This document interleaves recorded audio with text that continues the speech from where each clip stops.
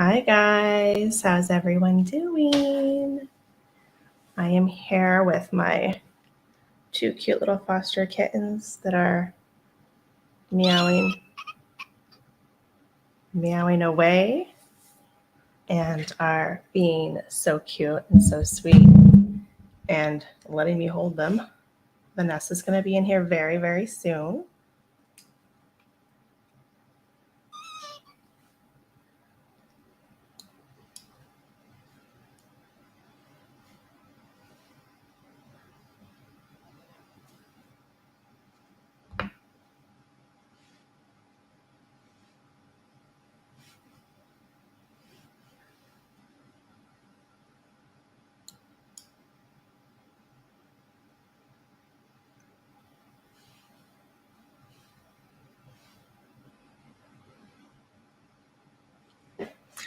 I don't know if you guys can hear me because for some reason I am not able to hear anything, but there's nobody else talking, so maybe that's why.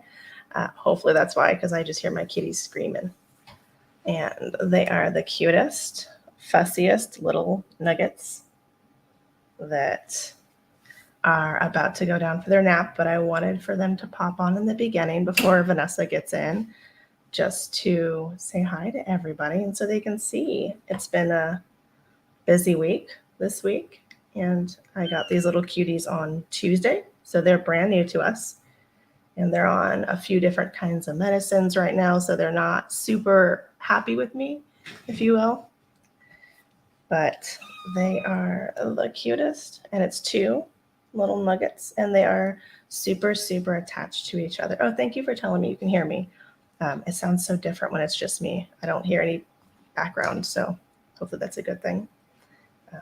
But yeah, these are my cute little foster support kittens that help get us through the not so fun days and times.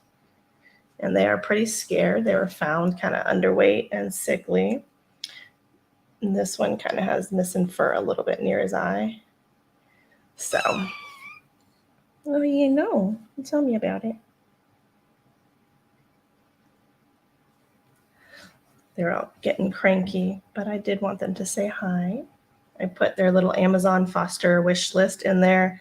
They are picky eaters so far. They're kind of little, so they're not liking the box of wet food that I was given from the shelter where they came into. They're not really liking that yet, so I got them baby food, and they like that. And I've gotten them 5 different types of wet kitten food, and so far we've got 2 that they like out of the 5. So they're eating, and they're getting bigger and more used to people because they're a little bit shy. The orange one is not quite as shy as the little sibling is, but they're super cute. So I'm hoping as they get better, and maybe in the next week or 2 when they're off of medicine, maybe you can get some cute videos of them playing. So far, they're just spooking themselves by running at each other when I let them out for their daily playtime. You saying hi? You saying hi? Hi. Look. Look. They want to see you. So we're going to have a cute little catch up. Me and V haven't had a catch up in like a week and a half, 2 weeks, it seems like. And so this will be a little catch up for us and for everybody. And we're trying to get a new schedule. I say new. We're trying to get another schedule going. We were doing some days and then just trying to fill in sporadically when we could, which was fun, but can be kind of hectic when we have jobs and work and foster kittens and foster dogs. So we're going to see if we can get that situated. Maybe a Saturday morning thing is what we've been trying to do. And we will be doing the book club with our dear friend Liz Gale. So if you guys have not gotten her book, Confessions of an Ex-Scientologist Pothead, please, please, please get it. It's a great read. I read it when I traveled.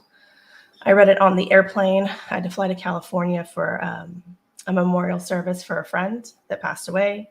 So I read her book. She was my company, and so I texted her a few pictures. I read her book on my way up there and then on my way back. And I think I finished it like right as we landed coming home. So it was a really good read, and it was easy and fun, and like just such a nice, easy thing to read. It wasn't too heavy. She did a really, really good job at covering stuff that was, heavy without it being too heavy, which I know is sometimes hard for some of us to digest and read, but it was really good. I liked it a lot. I love her doing the quizzes, her Liz's quizzes. I love those because those are so fun. And I kind of sometimes think I don't know that much. And then I do the quizzes and I'm like, oh, I'm acing it here. Like, look at me go. So those are really fun. And she's killing it over on TikTok still. So if you guys are on TikTok, go over there and check out her awesome TikToks because she's awesome. And I hear she's writing a second book. She had posted it in her Instagram stories, I believe, a few days ago.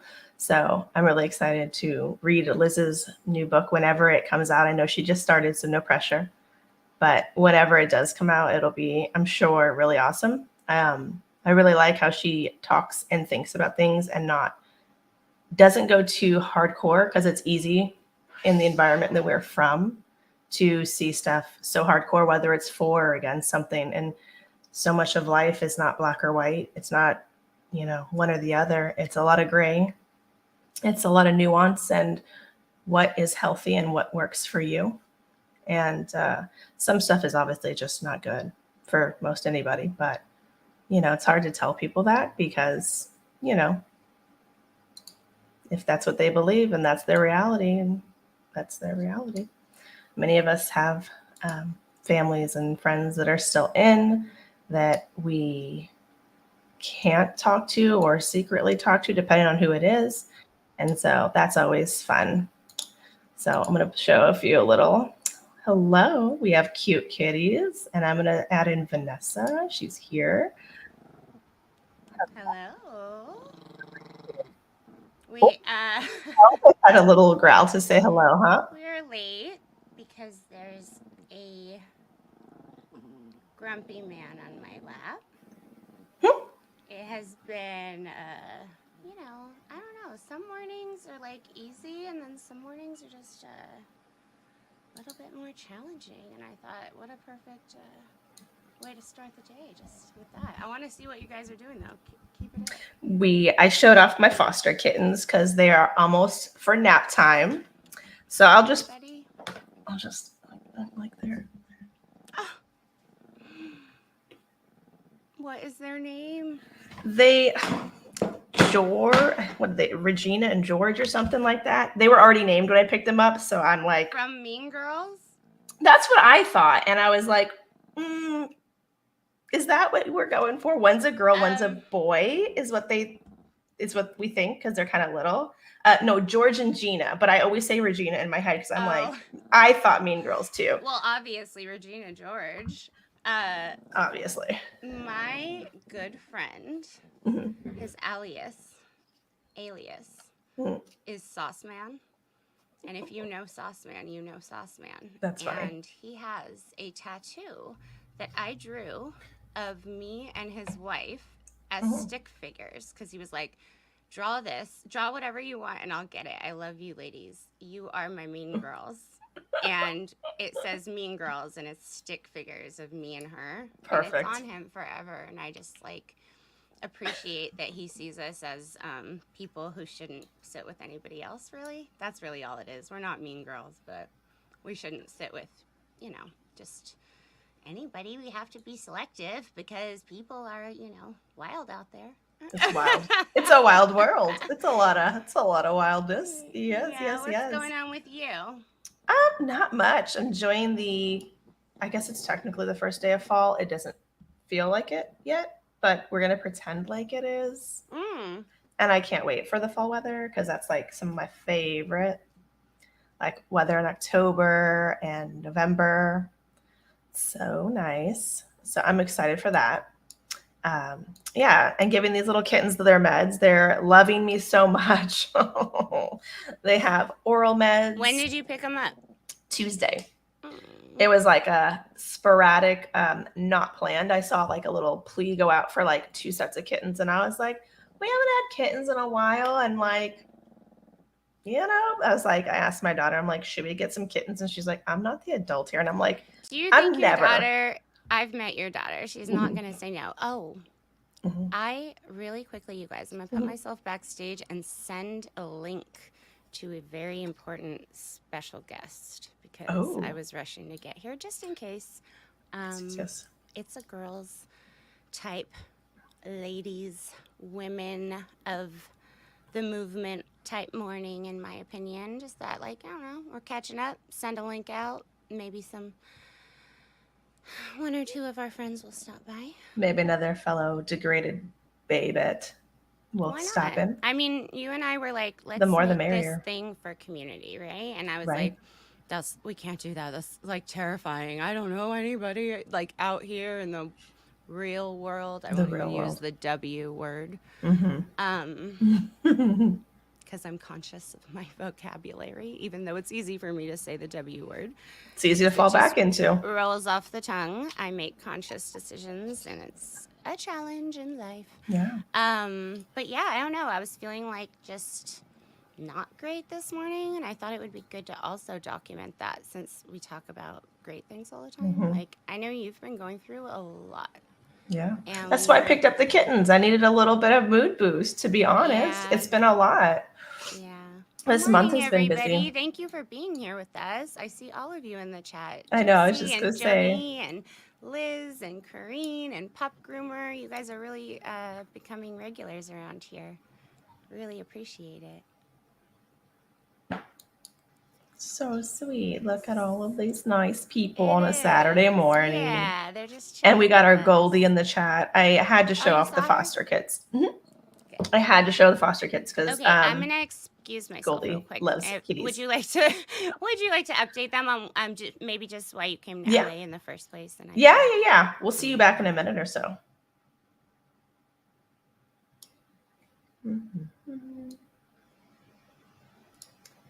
So yes, I was in LA recently. I got back the day before my oldest's birthday, so it's been busy.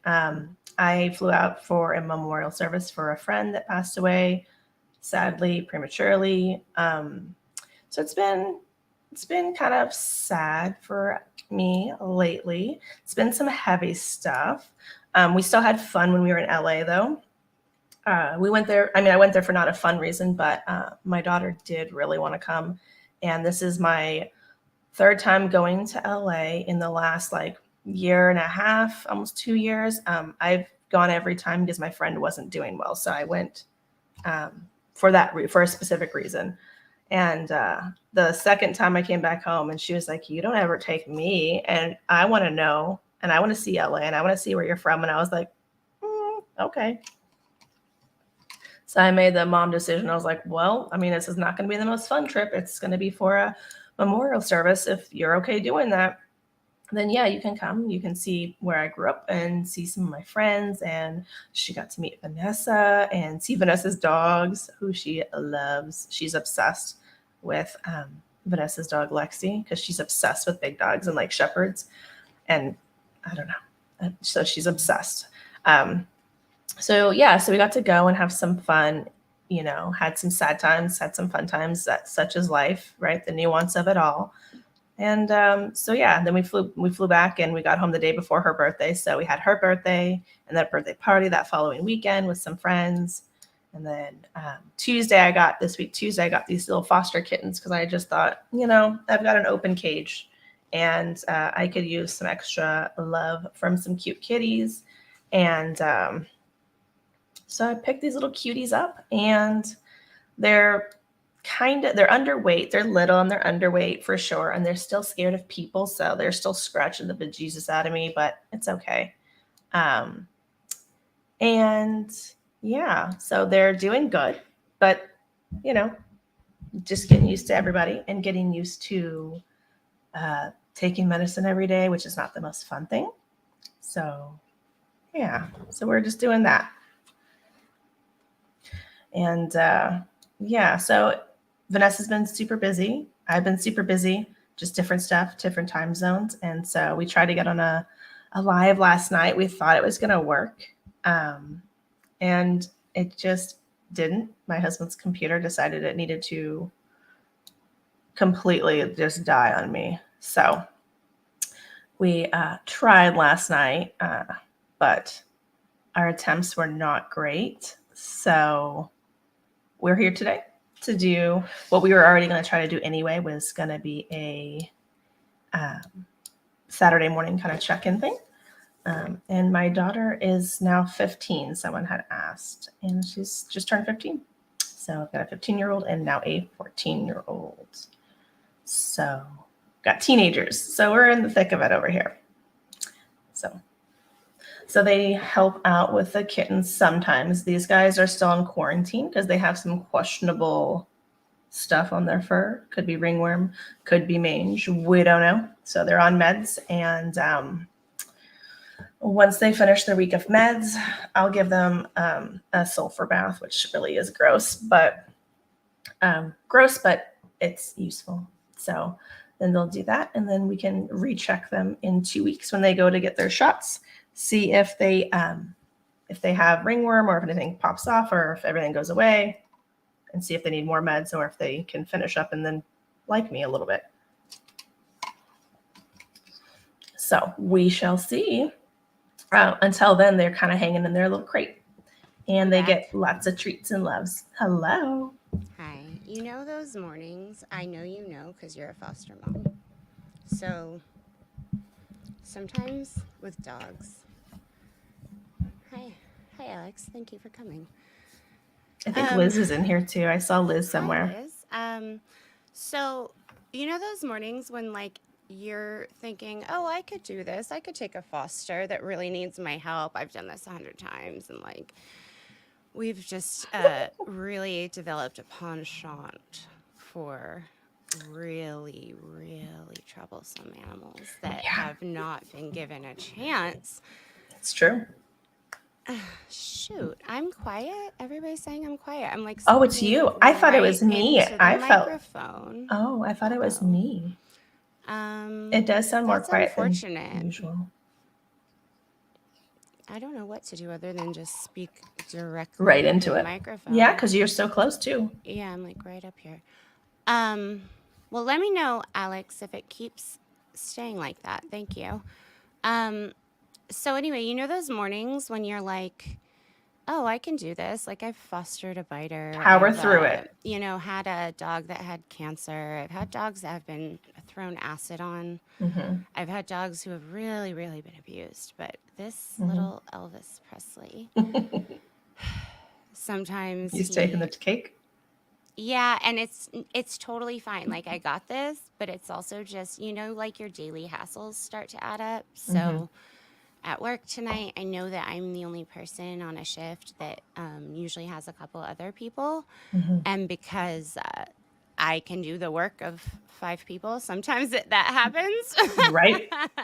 You're like, sure. Because I like to.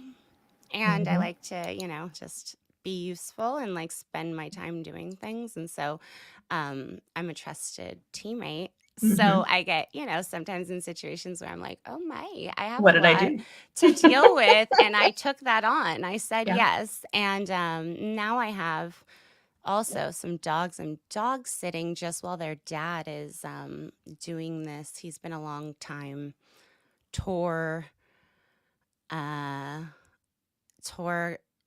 roadie. Essentially, he started with Warped Tour, and then he moved into an actual career with Live Nation. Oh, cool. And now does really awesome stuff, but has random music schedules. Yeah, like the most random. Like I'm going to Ohio for 2 weeks and then going to Kentucky for this metal tour, just like a lot of my guy friends who are in those kinds of bands that tour. You're like, okay, I guess see you in 3 months or however long the circuit is, if they're going to Europe or not, right? Yeah. But anyway, some days you're just like, oh, what did I get myself into? Straight up, have a lot going on. And Right. like there's only so many hours in the day, right? And then I Right. get frustrated because I want to, do everything. And then on top of Yeah. that, we're building these new relationships here that are so comforting. It's so fun. And It you want to spend all your time doing that, but you can't. Well, yeah, and also, I mean, I was thinking a lot this morning about everything I learned about cult. Oh, Liz is here. We'll bring her in. We got a friend. Okay, hold Hold on one on. sec, Liz. I'm gonna. Cats were in here. Oh, okay, no worries. I'm just gonna finish this thought real quick. Sure. So in cults, like when you're doing cult recovery, I spent a whole weekend doing second gen recovery with other cult survivors. So this week, I've been able to speak to a lot of people from different high demand organizations and just remember some of the same things that we're facing. One of my good friends grew up in a completely different belief system, but it was based on Eastern philosophies too. And they're up against some of the wildest things that are exactly what we're up against. It's almost like when you try to break out of your own manipulative group, there's maybe other people waiting in the wings and in different ways with not bad intentions. It's I was just just gonna different say. intentions, right? Yeah, that's what I was saying. Just so extreme, and sometimes it's hard for us to not be the extreme opposite of what we had, because we're so angry that we couldn't speak up earlier or do something. True, but And we it's also had so to hard. learn safe boundaries. And that's something that wasn't taught to us because in No, a cultic environment, in any that's kind not of accepted. high control demand environment, you're actually encouraged to not have boundaries with even your own family members. Like Nobody. you can't trust each other, right? So you are always Yep. going to get written up by Yeah. your You gotta have parents a or KR your or something kid, written on or you. your kids or whatever. And a lot of families, they don't have that. So we're having to we don't come from those kinds of families where you just have unlimited trust. We got told the truth. We told the truth and we came out. So then to come out into the real world and just share it and then have people identify with you and parts of your story is so special, but it's also almost isolating in the way that we can only communicate with each other with this big old dictionary of tech, words. Yeah. And I imagine it's a similar issue for a lot of people who have specialized language, whether it's Kundalini yoga or TM or any other Hare Krishna or different groups that just work with, For that sure. kind of stuff. So, I don't know. I just was thinking about that a lot. And I woke up and I was like, as I'm almost feeling how we felt when my dad and I were talking a lot, because I felt like I was under a microscope. Yeah. But I'm the one putting myself there. And I don't know why, but I'm kind of opening up these wounds that I thought I had moved past. But because we're all talking to each other, it's just linear, bubbling up and, all that. Oh, someone's here trying to brighten the day. Oh. Hi, everybody. It is Get her Thursday. in here. Hi, everybody. Hi. Oh my God, I Hello. flippin' love it. It's got the ears and everything. So, Liz, you are now officially our mood boost for the morning. We're depresso Right? and you're happy-o. I know, I can't help it. It's the coolest thing ever. The And I like the Charizard. color too. It's really, really nice. It's super exciting. And it's got wings. Happy. Oh. Like who needs a Halloween outfit when you can wear this every single day? Every day. Every day. Every day is Halloween if you want it to be. Right?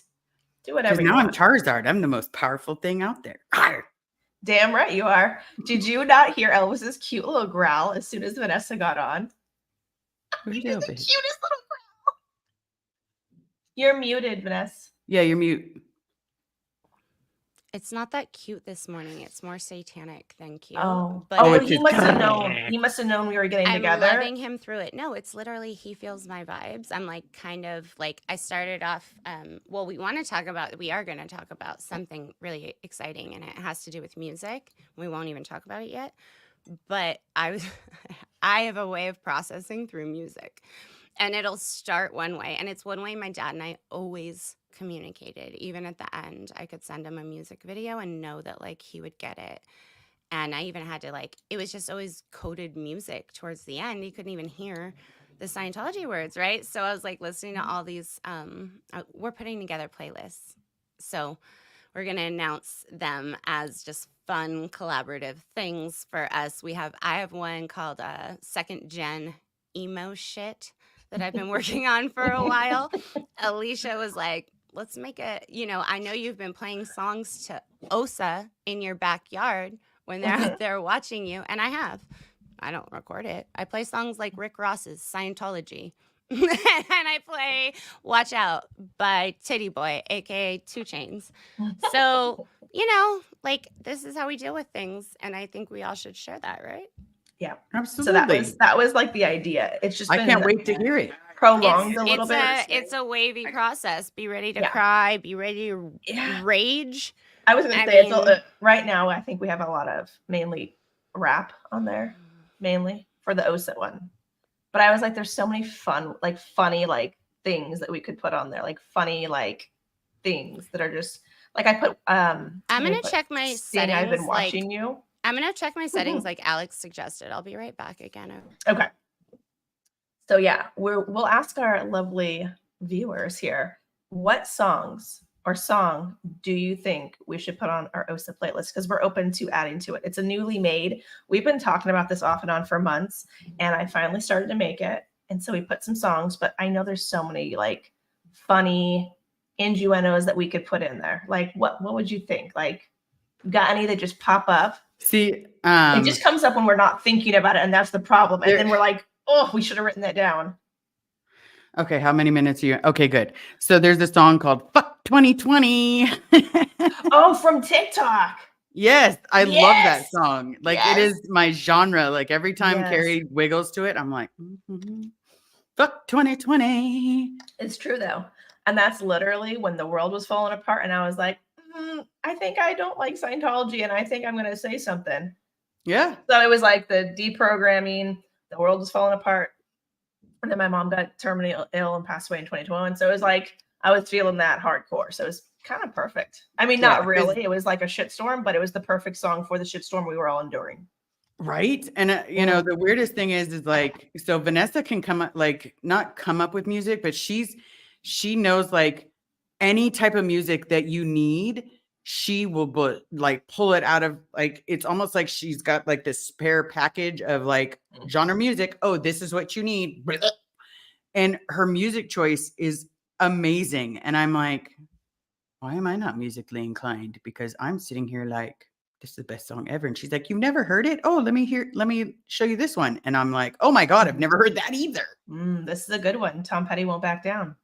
I like it. I like it. We will be adding it. When it comes to Tom Petty, though, I'm all about Last Dance with Mary Jane. One more time to kill the pain. Love me some, Mary Jane. We could put didn't even know it was about a drug. Just so that was a lady friend. It was just a lady friend. And you said, I like this lady friend. I do. I like the lady friend. And I want a lady friend. I like a lady friend. And he likes a lady friend. So I like this jam. We could jam to this. Yep. Ooh, and then it was like, ones. I knew our viewers would have good ones. I knew that they would. What about us from Pink? That's a good one. Is that the one that's like, she did one was like, dear Mr. President, please take a walk with me. I don't think that's this one. Okay, because that one's a good one. Like when you take the rights away from your mother and your sister, like how do you look them in the eye? And I'm like, I love me some Pink. She is like my soul sister. She definitely to all of us, speaks to my heart. Did you listen to her when you were like a kid in Scientology? Because I did. She like came out right after I came out of Mojave. And so I was bumping her stuff too. I kind of listened to her when she was first coming out, but when she was first coming out, I didn't really like her music. It was okay, but not like Little Kim, where you're like, Little Kim had her vibe, all about that lollipop. Okay. I was singing all the bad songs. I mean, that was. But then when Pink was finally allowed to release music that was her own. Her own, yeah. That's when it was like, oh, damn. Oh, Mhm. damn. Yeah. And But then you were that's a like, beautiful way to express because so many of us, I mean, I was lucky in that my mom let us express ourselves. So we were more like wildlings, if you will, instead of like super, super, super strict. Because I feel like a lot of parents went one way or the other, really yeah, extreme strict or really extreme, like, whatever, let them be kids. They already know all this, yeah. whatever. I mean, it's really one way or another is a lot of whatever it was. But, one thing was I got to be myself. And so Yeah, I was a and wild child, and I was I did like, not. I did not see, get to be but you myself can, until like my teenage years, and then it yes, was like I just, you went I full just don't blown give a fuck. about anything or anybody or Um, what you say. because Yeah. my mom used to make me listen, and don't get me wrong, I love these artists to the day. Reba McEntire, Don't Let the Lights Go Out in Georgia, Mm-hmm. but does he love you? I'm like, does he love you? I have Kesha's "Praying" on one of my playlists, and that's a fucking hardcore song, and I love it. And I listened to it yesterday. It was yesterday, the day before, on my way to work, because it's always a time to listen to the playlist on the way to work, so you can like rage, scream, cry, whatever, and then just clean up and then go into work and act like everything's good. Let me see. Let me grab my playlist real quick because there's a I mean, song I that's just on feel my like there's playlist that I'm so like, many. There's let's so do many this. good ones. Oh, V, we were just So talking we will about how your continue. music selection is. Like, I'm a little jealous of how amazing Thank your music you. selection Is is. that better? I want to ask you guys, because we do have sweet people in here who are helping me with tech assistance on text. Would you let me know if this sounds good? Put a 5. And if this one sounds better, put a 6. I'm going to test this one. Does that sound better? Sounds Does it good. sound better like this? Put a 6. Or does it sound better like this? You can put a 5. Let me know. Okay, 5 so far. 5, some 6s. Okay. There's one I like setting. 6 more. Okay, there's one. Yeah, it seems as though 6 is working out better because I think that's the setting that it's normally on. No difference. Okay. Well, whatever.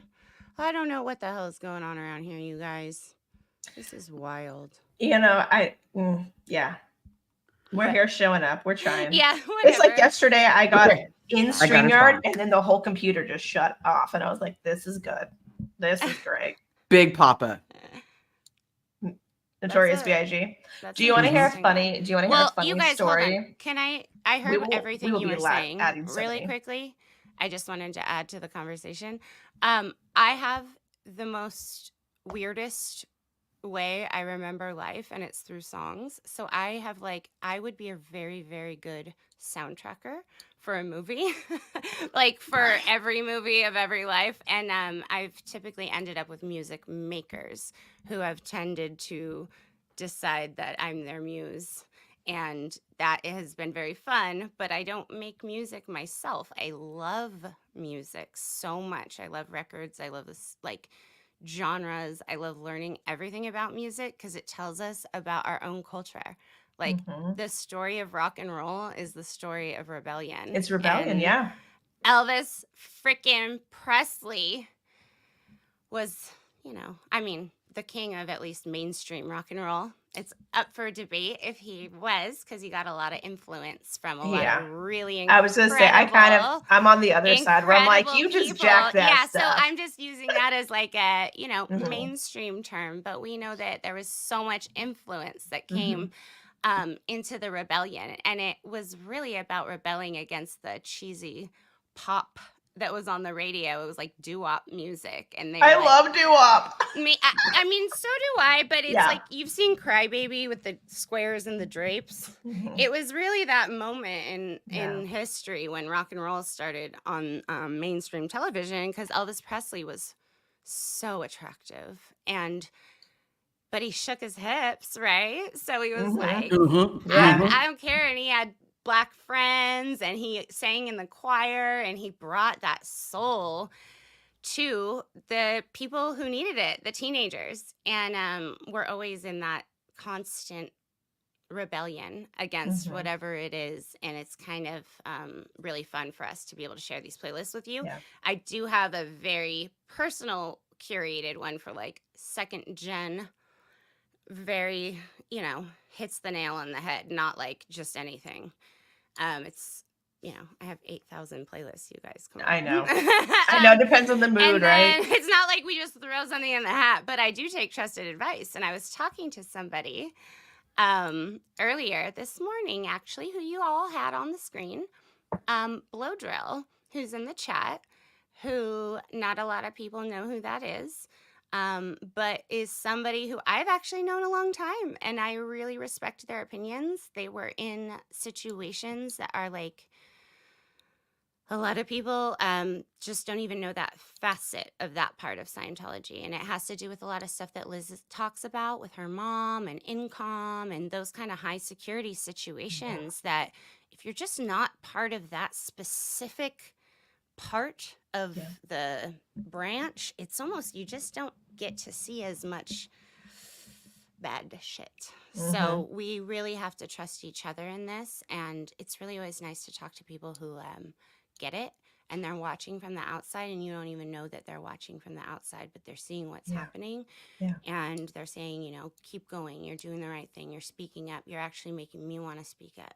And that person has agreed to come on a live with me, so we're gonna do that over on the Gray Zone on my new channel, because it's gonna be, maybe not stuff that we would like talk about here. It's not like just supporting each other as a community. We want to talk about ideas and values and kind of take it apart, which might not be like everybody's cup of tea, which is why I'm like, okay, whatever we want. Like, it's fine, you guys, it's YouTube. When I go to work, I'm very careful with my words. I don't want to affect anybody's mental health. But here on YouTube, we're here to be ourselves. This is our therapy right now. And we just love you guys being here. So we're going to welcome everybody, including our lovely... Thank you. I liked that one you put up. I didn't even see it, but I saw Queen and I'm into it.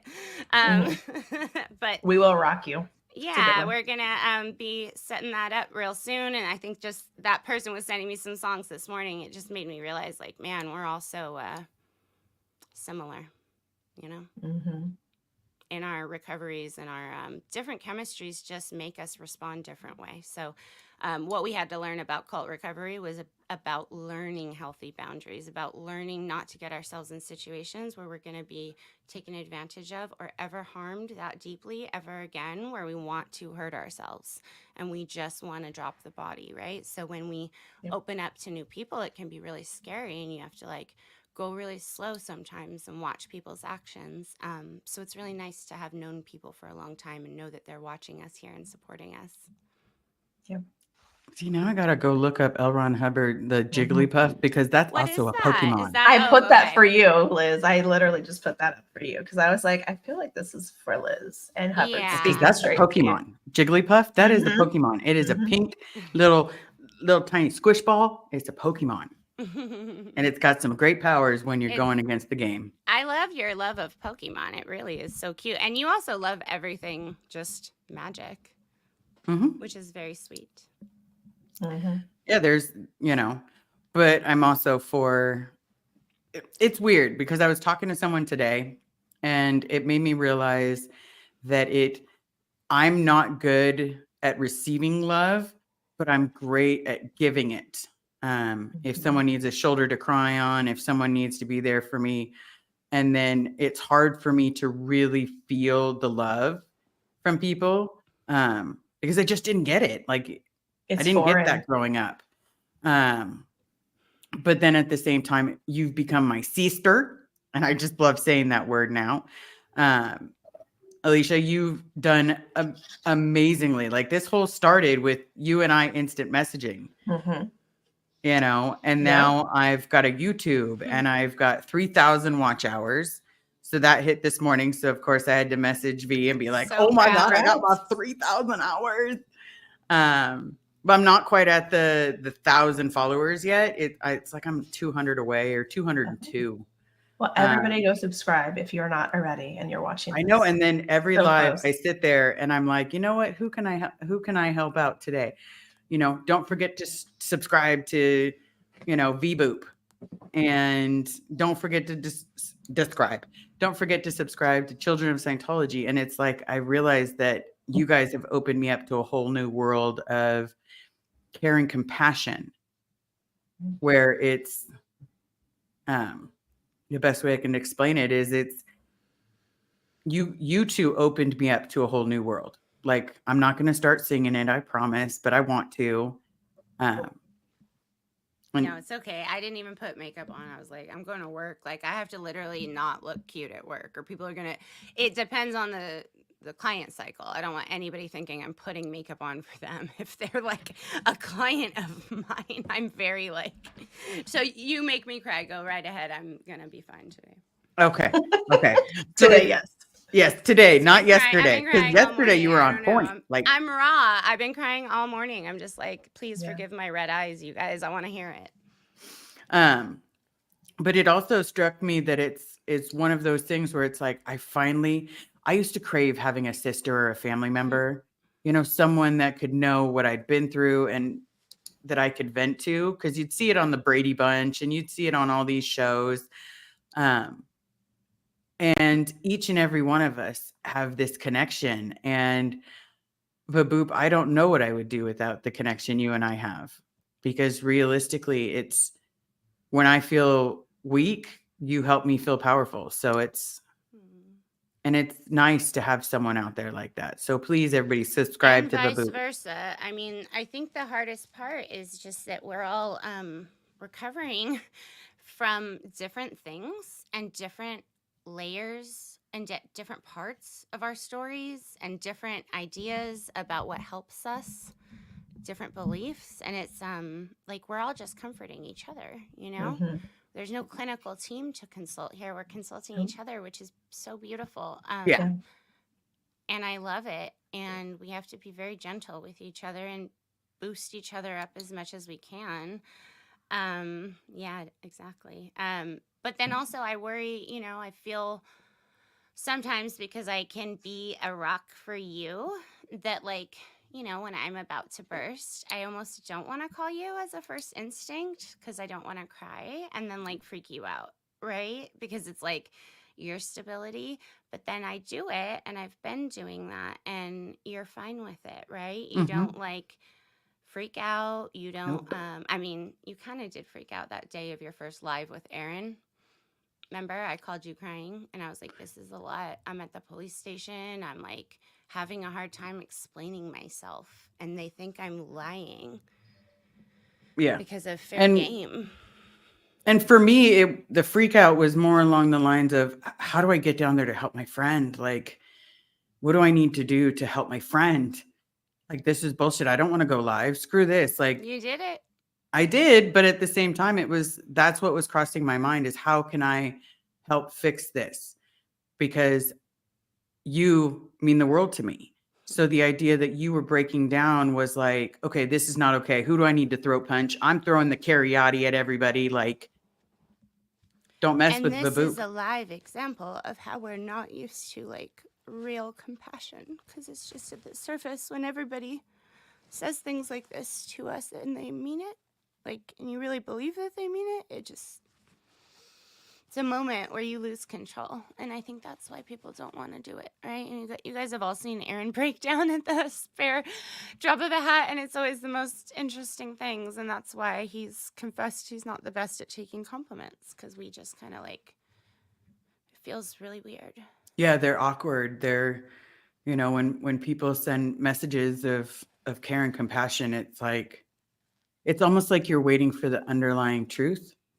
Like, what do they want Waiting from for me? the other shoe to drop. What almost. Are you trying to get out of this? Yeah. Are you saying this because something bad's going to happen after? But also, or whatever? We're under attack. This is not like a trust issue thing, you guys. This is a balance. This is us having to walk a fine line at all times between who we know, who we want to let close to us, who we trust to let close to us. It's not everybody. And it's not because we don't like them. Like, Elysia, I was actually curious. How is it with your husband and your partner, with him kind of not knowing this world? Like, how are you able to process that? And what do you do to like make that make sense? I cry on my way to work. Listen to my sad voice. Oh my God. Is that true? I love I'm you. sorry you're crying I love alone. you so much because I just But like listen to music and I dance. just and- yeah, I'm not good at doing it with people, if that makes sense. I don't like to have emotions with people. I don't mind if they're 'Cause you're very emotional near me. vulnerable. Yeah. Right. you've And it's been hurt very weaponized hard. against us. And I Yeah. was the only female in my family. So it's like around all boys. And then growing up in Scientology, it's like, it's just very loaded in that sense. But my husband's really good about it. Like he doesn't care if I'm crying or anything. He's not appalled by it. Now, he also saw my mom be way more emotional and like begin to pick apart her views and her thoughts. So he's not worried or concerned. He's just like, okay, if you're okay, then that's okay. And if you're not, then what do we need to do? You know, like, do you want a bath? Do you want to like do something with me? Do you want me to leave you alone? So he's pretty good considering he's not from this world, and considering also just his own upbringing didn't teach him about emotions either, just because a lot of people, you know, in our generation didn't really hear about emotions, and parents don't always raise boys the same way. Does right? he 'Cause, understand the verbiage? He's pretty good about that. Yeah, he's pretty darn good about it. I have to give it to him. And even if he doesn't understand, he's way more patient than I am, which really helps. Because just the want, like the want, the need and want to understand is almost more important than if you say the right thing, because you know that it's not coming from a bad place. It's listening. He's really good at listening, and I will say that because I told him all this stuff. Like a lot of stuff before we ever got married, before we had kids, because my thing was, okay, he's gonna run. He's gonna run for the hills. I might as well tell him now. I don't want to get attached to this fool and then break my heart. Like, let me tell Good you now. strategy. Let me tell you now. So you don't have anything that you have pop up and you're like, what is this? And why is that? I wanted you to see this. Yeah, it's just kind of a, sometimes it's sometimes the This OSA is playlist. what we're doing out here, folks. This is what we do. This is real life. This is every day. You know what song got me? I won't even lie. Around Here by Counting Crows. Any Scientology second gen kid who listens to that song, it's like it always has been since we were youth. Yeah, I think that's one of the nice things about in recovery. We can have art and music, and that's really helpful because we can express ourselves, even if sometimes we don't have the words, even if we can't talk, if we're crying too much, we can still watch something, listen to something. If you're into art and you paint, I love makeup, so that's like I isolate myself and just play with makeup because that's just it's nice, right? It's like it's fun and you can be whoever you want to be. I know that sounds weird, but even when I was a kid, I played with makeup in my bathroom. And I would just be a little weirdo and play with makeup. I was told to go back to California because I was wearing makeup as a, 9-year-old or something. But it was my only, I was allowed to express myself as a Scientology kid. They actually really value expression. And I think when people look at us as magical, maybe it's only because we got encouraged to do art and use our imagination from a really young age. And whether it was you're an artist because you're an actor, music, a recognized art, or you're in an auditing chair having to create these stories, our imaginations were always encouraged.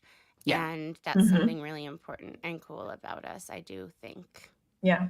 We get to use art as our expression, and it's kind of our own form of it is. Communication. Yep. That's why so many of us, honestly, are so incredibly talented. I mean, we're not a celebrity dish channel, but holy moly, I have to try to not be. And most channels don't say that. Yeah. Yeah. Yeah.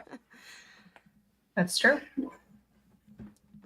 So, what about when your husband's family has different setups than you? Because I know that you guys have brothers-in-laws and sisters-in-laws, and and all these different, and you too, Liz. I mean, you're going into another person's family. Our family dynamics were different. A lot of what I learned about in my final semester, I did a family systems class where we discussed everybody's family of origin, and every nationality has a different set of values that they actually tend to come with. And one of the assignments was like, pick the chapter. There was like 60 chapters based on kind of like different studies they had done on, if your family's Jewish, if your family's Italian American, if your family's Polish, if your family is, and then they kind of had these basic set of what gets passed down to you. And it was fascinating to hear everybody's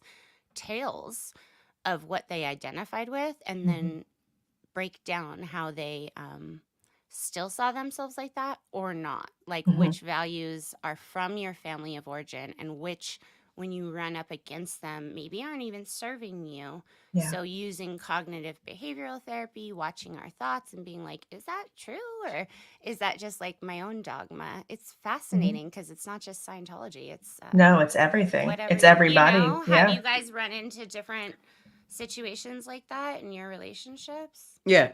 I know that for me, honestly, the first time I met Carrie's dad, it was mind blowing because he'd be like, I love you, have a good night. And I'm just like, he means it. Like, where did that come from? And it's just how my dad and I talk. And then, we have holidays and pictures are taken during the holidays to be like, hi, this is our Thanksgiving. Hi, this is our Christmas. Thank you all for joining us. And I would be like, ours were not made of love. Like ours were trying to hide the liquor bottle. Because it was, someone's going to get drunk and who's going to start acting stupid first? Me. But it was surrounded with love. Like even the littlest statements had love. And before meeting her, it was dysfunction. And then meeting you guys, it became function, becoming friends with you guys, becoming sisters. It's like, I wish for you what I have with Carrie, that deep connection where someone respects and values you and cherishes you, and someone that wants to get to know every side of you. I wish for that because I hope that someone out there gets to feel it, but I also know how much love you have to offer. And so, I wish for you that feeling where it's like, I'm enough and I'm loved, and you can hear it in their voice. And if not, I can throat punch. That's why I have a big sister now. Yep. I get to be that person. I understand. That's what my brothers have always told me. And it kind of makes me angry because they're like worried about me being out here all by myself, quote unquote. But I'm not all by myself. I've created an army everywhere I go of friends and people who really care about me because of who I am. Everywhere I go, I'm protected by people who would really not be okay with anybody, hurting me because they understand I'm actually really sensitive. So, to have curated that is very important. But then how are we supposed to just, I think timing is everything. There's been people along the way who I've thought, oh man, this person gets me. Like, they think I'm a goddess. They've shed tears while making love with me and said they saw God. I mean, how do you walk away from that kind of love bombing, right? Or meaning, or just beautiful experiences. But when it doesn't serve you anymore and it's hurting you, how they maybe look at you or even treat themselves they don't find themselves valuable enough, so they can't be the partner. They can't love you more than they love themselves. Yeah. Correct. it's almost like they put you on this pedestal that's so high that you could fall off at any second. The Yeah. trick isn't about putting someone on a pedestal and make it so high that they can't reach anything or can't touch anything. The trick is being on the pedestal together. Mm-hmm.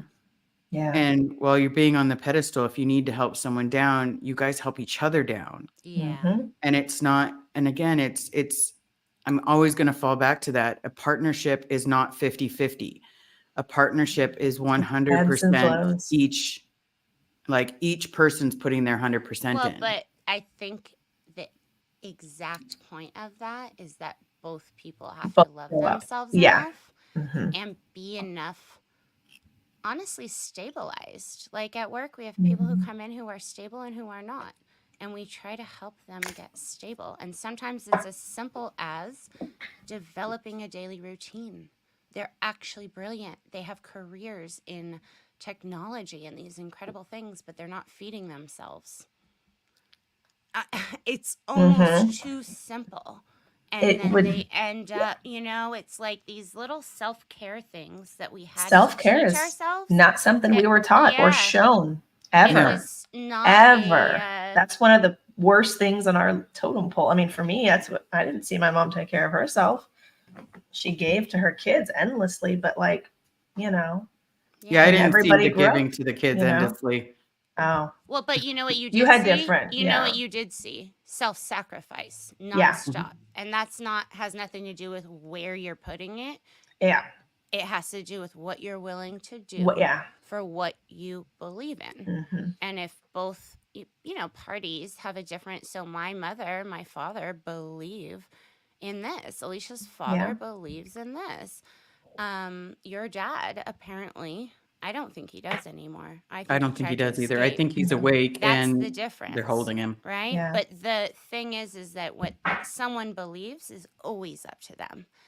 And I have no desire to control that. All I have a desire to Mhm. do is educate. Mhm. Oh my God, you guys know what got me crying? What? Like sobbing. What?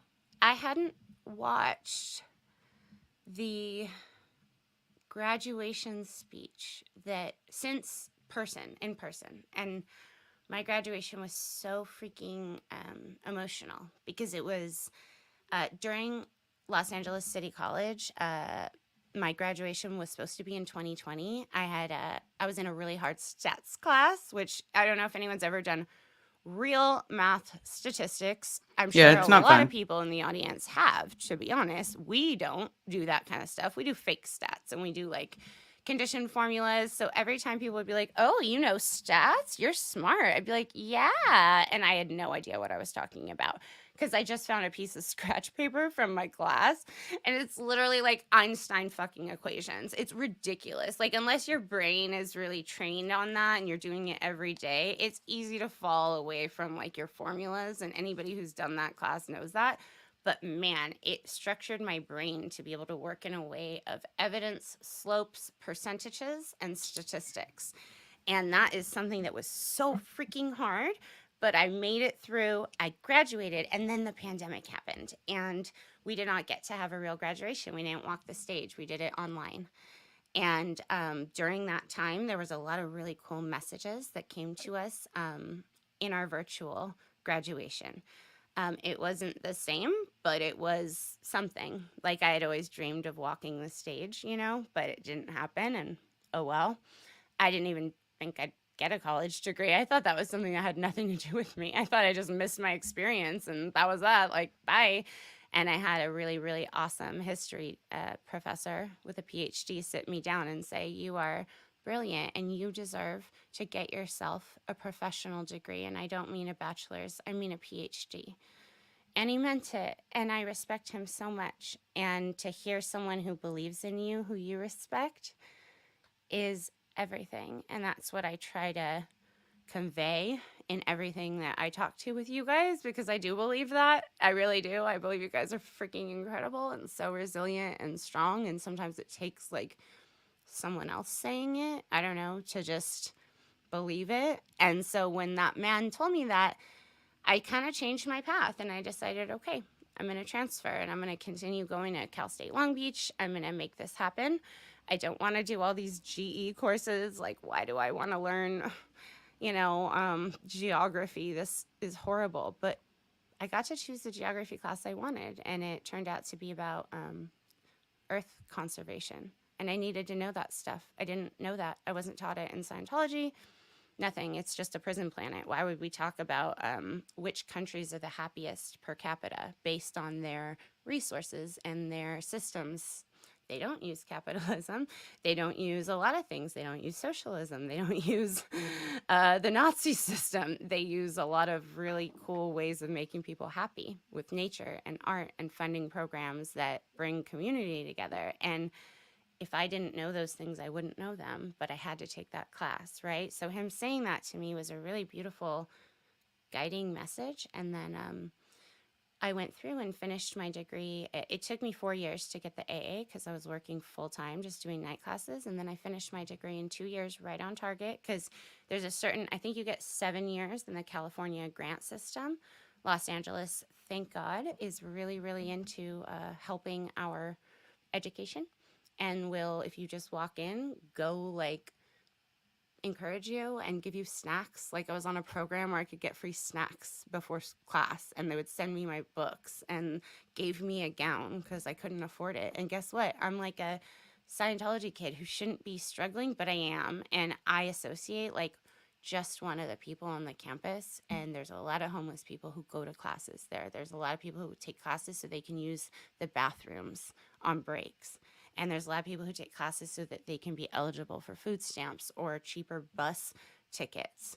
And then they end up changing their lives because they sat in on one class about how to help people. And it's kind of like the most inspiring thing ever. Charles Bukowski went to Los Angeles City College, and I take it very, very seriously that I'm an alumni from there. And I also used to walk out and look up at the Church of Scientology every night. Every night, big blue, right there when I get out of class, 10 o'clock, just say, fuck you, dude, And that gave me a confidence that I wouldn't have had unless I had knowledge to know that I trusted myself, because I didn't have that education. And I really was thankful that he told me I needed it. Yeah. And I trusted him, and it wasn't in a mean way. It wasn't in a way I couldn't take. It was in a way like, you've been teaching me for the last 4 months. I respect the hell out of you. Nothing you say doesn't check out. Like, I've been checking it out, I actually respect you. And I had already researched you, and you're really cool. And you're a Rasta. Like, if there's any religion that I love, I've been to Jamaica many times because I just love music as religion. That's it. And beautiful sunsets and sunrises and oceans. And I've gone surfing by myself and been known as the wild white woman on a surfboard for a week by myself. And the entire island was so sweet. That little small town, not the island, the small town in the island was on some kind of old school walkie-talkie shit where they don't even have cell phones, and they knew where I was because they were keeping track of me, because they protected me, because they could see that I was a good person. And I would sit and smoke joints with them in the morning, and they were going out to hustle other people and making sure that those people didn't bother me because they wanted me to have a nice time, And that's how we've had to do it. Like, we've just been out here, and it's just like, holy moly. But Dr. Jill Biden was the one who spoke at our graduation when we finally got to have it for LACC in 2022. So I got my degree for California State Long Beach University in 2022 in psychology. And then I also got to walk for my AA because they promised us, you'll have a graduation at the Greek. We know you guys want this. You're going to get it. Just wait till the pandemic allows us to gather again. So I had 2 graduations within a month, and my heart was on fire. And I was it was really a hard time because when we succeed, we also have to remember how different our life would have been maybe had we gotten this kind of information sooner. Or had that kind support. of support that you see other people having and in the stands. And it wasn't like I was alone. Like, Julio was there and my cousin was there, and the night before we had 16 or 20 people at the Roosevelt all celebrating the incredible feat of getting a psychology degree after Scientology and getting two, and having friends that support that and encourage that. And I love them so freaking much. But there's also that sadness that comes with parent loss and knowing that your parents are alive and they still are just disappointed in you. Yep. Yeah. And it's a lot to walk around with sometimes. And Yeah. sometimes we got to just talk to people who get it, Mhm. Oh, but the Jill Biden thing. So she gave this most incredible speech. She came to the Greek, where I grew up by, you guys remember survival insurance? I They think had so. these really funny commercials Sounds in the familiar. 90s that were Mhm. like, want to ride? And then he was like, Yes, I yes, can't yes. take that. Are you insured Mhm. by survival? I Mhm. can't take that ride. Mhm. And the guy's name was Richie Akunto. And Mhm. he had a business partner. His business partner was a very sweet woman. Rest in peace. And her son, we're still in contact sometimes. Like, I haven't spoken to him in a long time, but they know that I care for them. I hope. And vice versa. One of my oldest friends I've known since 4. But that was a family that had a lot of money and a big house. And we grew up going to their house right by the Greek theater. So having the graduation at the Greek theater, because the woman was the partner in survival insurance. So they were very wealthy, and we got to do our weekly pool things in this beautiful house, which is why I blame my penchant for nice things. Like, I have no capability of affording this myself. I just request very, very nice things. No. But having her come to our graduation and give us this speech, I rewatched the speech, and it was all about not forgetting where you come from. And it's really not about the location. It's about what made you you.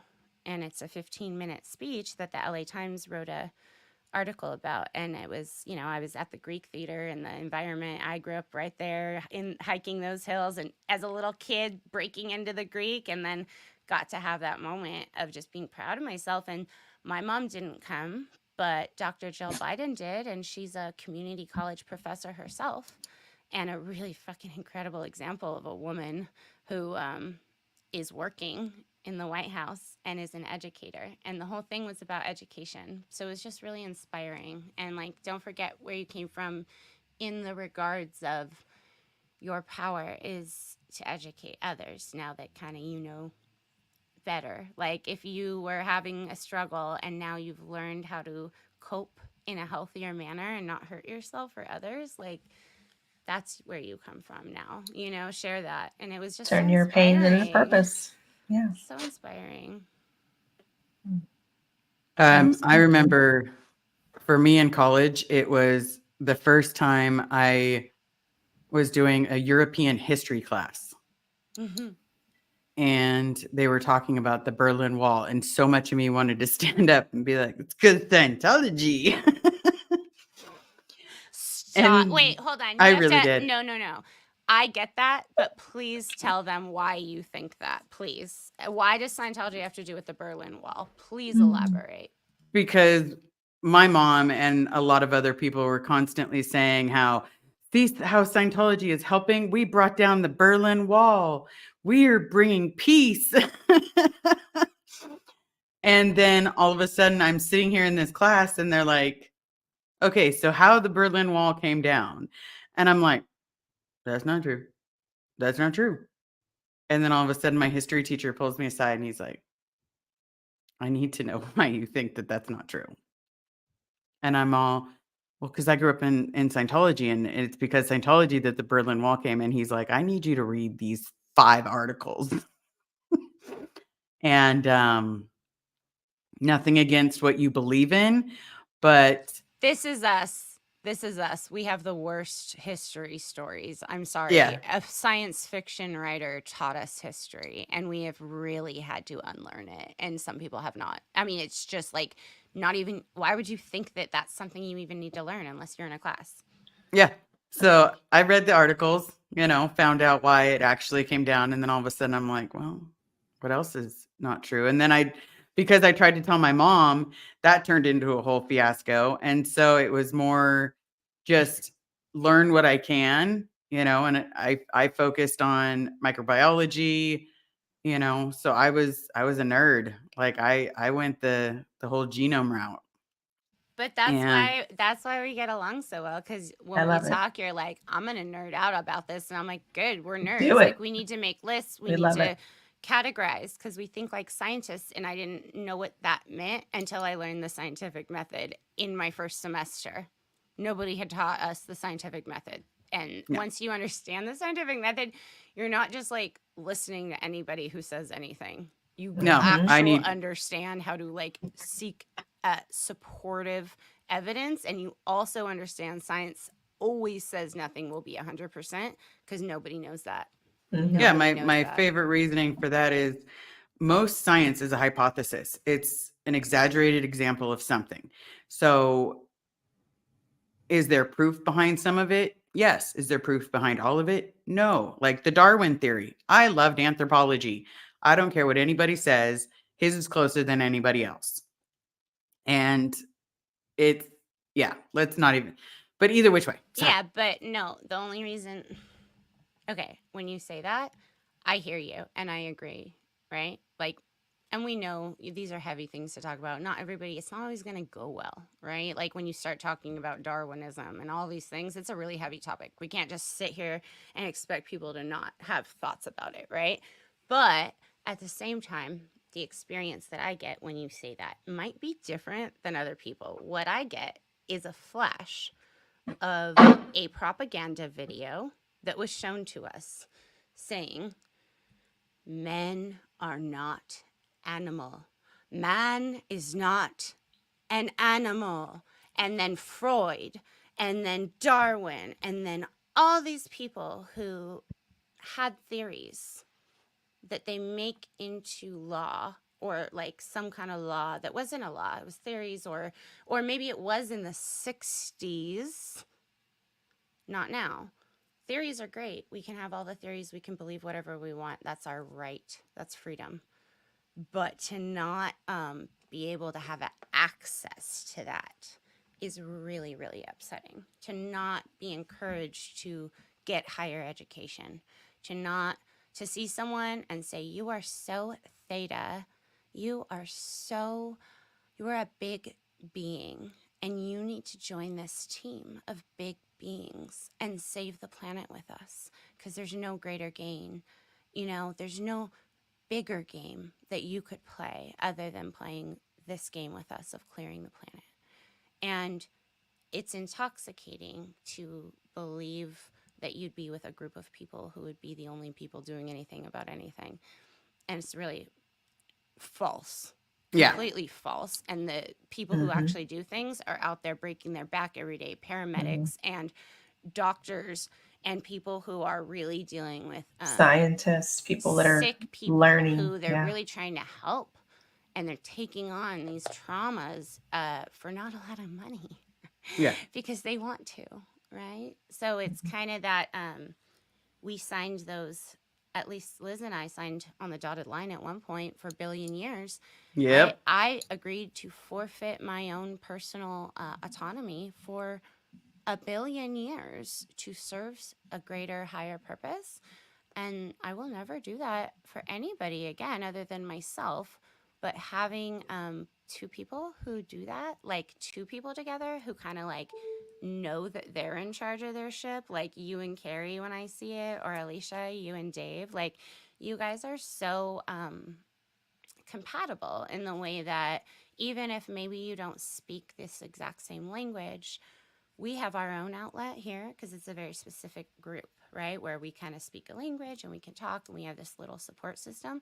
But then maybe you guys come over here to vent about that world, or vice versa, because we have to let things out. We weren't taught to, we were taught it was nattering or third party.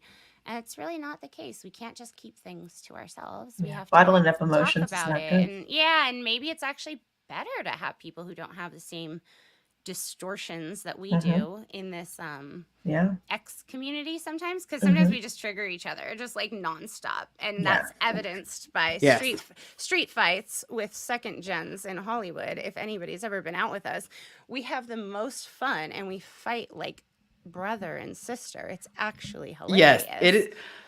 Like that, like the I don't have a lot of time because I have to get some stuff done. But when I squished a cockroach because I was doing the La Cucaracha, and let's be realistic, Lara and Vanessa were both like, how dare I? And I'm trying to save them from the cockroach attacking them. And You for me, it was, sprayed a cockroach at me, and I didn't know why until you said, I was protecting you. yeah, because it was And then I heading got towards you. it. But at first, all I saw was a cockroach that had been smashed, spraying at me, like, or coming my way. And Yeah, I stepped on it and it went. and I like ran. I don't think Liz has ever seen me like that because it like No, tripped me out, right? it absolutely did. And I was sitting there, but it was coming towards you. Like it was going to put the cockroach juice on you. And no. And then I was like, oh, and then, you were trying to protect me. Okay. And then Laura was just like, don't do it again. Don't do it again. Don't. She's and I thought it was, protective as hell. I know. And it was like the cutest thing ever because for me, it was like, but they're everywhere. Oh, the cockroaches in Hollywood, they are everywhere. Yes. It's like, what are you going to do? And they're huge. They're like, this cockroach, you guys, was the biggest cockroach I've ever seen in my life. Ever. It was like a big papa. And she saw it, and this psychopath ran towards it to get it away from us. Truly, she was very sweet, but I saw it and I was like, I knew I was gonna maneuver a certain way, like I already knew. And then all I saw was bah, bah, bah, bah, bah, and then the cockroach running at me, and then she slammed it, and then I got this flashback to this guy who was trying to hit on me, and I even told you this story because we call him Sausage Sean because he literally, yeah, a lot of people know this guy, really they do if you were in the music industry, and literally he's like really intense, and he's cool too, but like we've been through some things like mutual deaths. One of my good friends passed away. And his girlfriend was also in the car and she passed away. And so we've had a really long relationship. But he's always really wanted to like be friends with me and my good friend Tara. And she'd always, this is like a long time joke because of this poor person walked up one day at a barbecue. It was like 200 of us out, like all like Scientologists. Maybe not 200. Maybe it was more like 100 because it was an apartment. But it was packed because that's how we rolled. Just like, who's got the liquor? Who's got the hot dogs? Who's got the barbecue? We're going to the backyard. So it was packed, and it was his apartment, and he's barbecuing. And instead of being a gracious guest and being like, oh, thank you for having us, or giving this guy any kind of respect, I already didn't like him. I never liked him because of his attitude, and like, it just seemed a little bit like stepping over boundaries too often and not listening when people said, like, please don't do that. And I'm just not okay with that. So he had walked up and he's all, hey, Vanessa. And he takes a bite of this sausage and it sprayed all over me like hot sausage grease.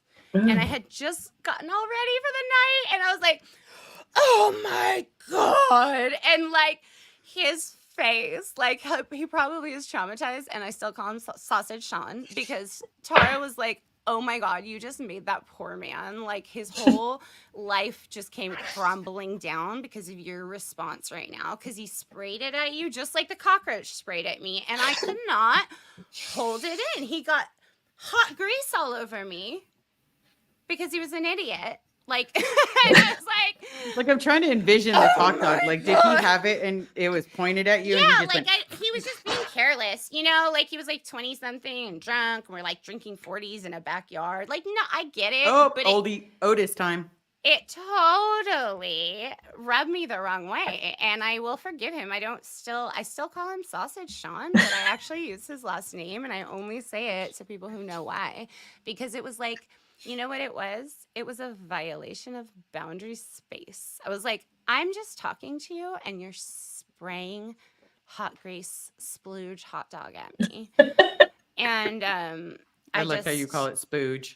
Yeah, that's what it has been. I just don't want to be crude on YouTube. But it was like an actual cheddar wurst.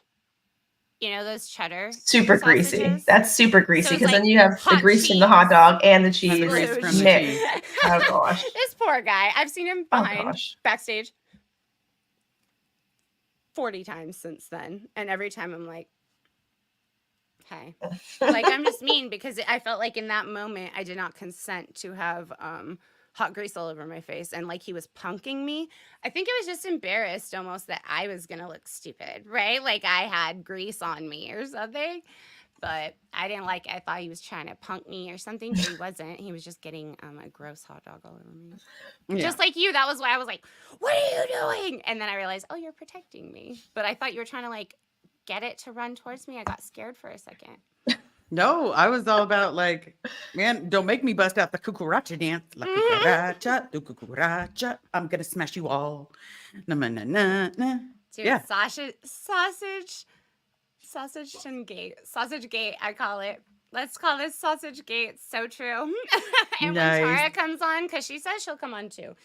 When she comes on, we're going to talk about Sausage Gate and what it was like on those streets of Hollywood back then. And, you know, all you got to do is like spray a sausage in the wrong direction. You're blacklisted. So I do feel bad for you, but watch your sausages, you guys.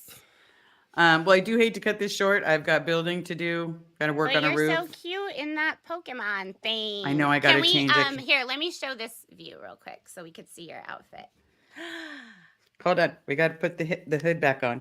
I don't do it all the way up because I'm not a big fan of choking. But the fact that it's there we go. That's cute. Like that is adorable. That's so good. Is I it know what I'm wearing cozy? for Halloween. That It's is so soft. cute. Mm-hmm. It looks soft. Was that from the Amazon wish list? It was one of the Amazon wish lists. I thought I think I want to make one this morning because I've not done anything like that, and I was also thinking because my gray zone isn't monetized, maybe I'll put like a PayPal link in there or something just so people can like help me with the production stuff. Elysia and I believe this. You guys will not because we're unbelievable. To be honest, we are unbelievable. We have not received a cent from YouTube. No. Even though we've been monetized, and we just today got our account confirmed because we're both so busy and have our own lives. So it takes time. And Liz, I know that you've had that wish list up, and I just like love that people are sending you things and they want you to just feel happy. I had someone write to us this week who's going to bring some a care package for Serge Oblinski because I'll be seeing him soon.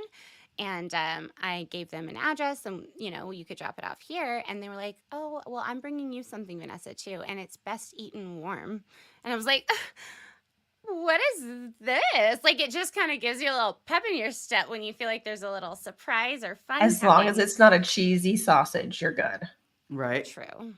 No meat. They did. Yeah. They actually, they asked. They said, because they care, do you have any dietary restrictions? Yeah. And that was like literally the first question. And that's when you know that somebody like cares and respects you, and they ask questions like that, and they're wanting to find out about you. So that was cool, and we just really appreciate it. I love that you guys are sending Liz Amazon things because it's like making her so happy, and we really need these little reasons to keep going. Yeah. So thank you. Thanks for coming, Liz. Bye. I know you're trying to leave. I love you both. I love you both Thanks very for much. stopping in. Bye, our little Thank cutie you so patootie. much. I will be visiting and be in the chat for the rest of the live.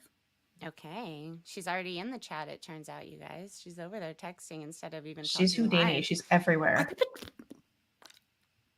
I'm just saying. This All is right. Thank you why all so I'm much. her YouTube coach because she trusts me because she's like, how was it? And I do the same thing. I'll call her afterwards, be like, how was my live? Because we're like objective. We can watch it as a viewer, but we trust that we would never hurt each other's feelings.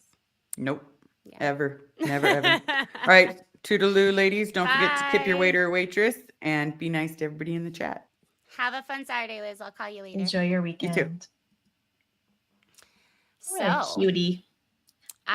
we've actually been here an hour and a half. I'm really happy about this. I was thinking about pulling up those playlists before we go.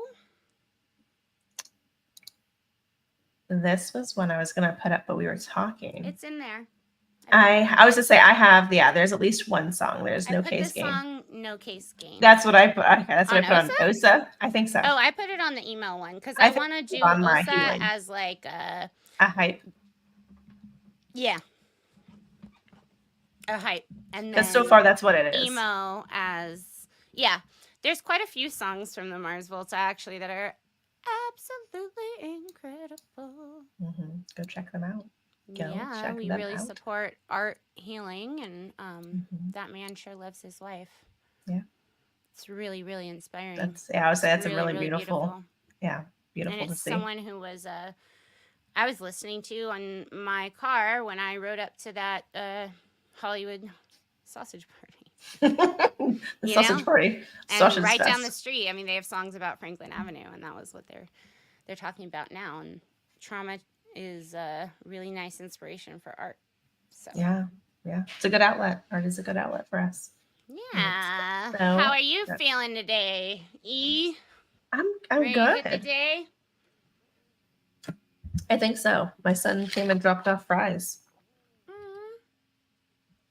His already eaten fries. He ate them and then dropped me off his leftovers. That's so sweet, right? Sweet. It is. I guess for a 14-year-old, that's still sweet, right? It's the thought that counts. It is. I got a text the other day from my roommate, and we were able to just we've known each other a long time and always trust each other, but during the pandemic, you're just like locked in the house. And we just ate all our meals together, so we were always like figuring out what we like to eat. And both of us aren't super good at feeding ourselves, to be honest. It's hard. Yeah. And as a man, he just like eats out all the time. Both of my roommates do. Nobody cooks other than me. And it's really sweet when somebody does something out of their way just to make sure that you feel cared for. Like we were doing a live, and I got a text the other day like, hey, going out to get us fruit cups. And he'll come back and bring the whole house, all of us, fruit cups or something. And it's just like, really sweet to just have that. And it's your son, but it comes in different ways that people can just show a little bit of like, what do you really need right now? Like, you seem pretty smart, so I'm not going to give you advice, but like, you've said your phone's broken for 6 months. Maybe I could just like see what you need, or things like that. That's what I need help with, and that's what I do at work too. I kind of coax people into little self-care acts by modeling it, and I write that in my clinical notes that I today used the intervention of role modeling daily living activities by feeding myself and having a good communication and encouragement type day with the clients, right? So just by like doing life where we're coming to work, we're actually role modeling, and that's just showing part of it by example. Yeah. And they know that we've also had our own mental health crises or taken care of people who have or had problems with drug and alcohol. So it's kind of like, can't help it but to see, they did it. They're actually here at work, and they're the ones responsible. And it's not an authority thing where we're like, no, you can't. No, yeah. It actually gets called out so quickly if anybody was ever to try. I was going to say, that's like the quickest way to get people pissed. It's always power with, not power over. And that's the part of empowerment. It's power with, not power over. So I even have to go out of my way to not do things for people because I need them to try it themselves. Yeah. And I can encourage it and say good job after they try it, or be there if they fall. And that's really challenging too, is not do it yourself sometimes. Yeah.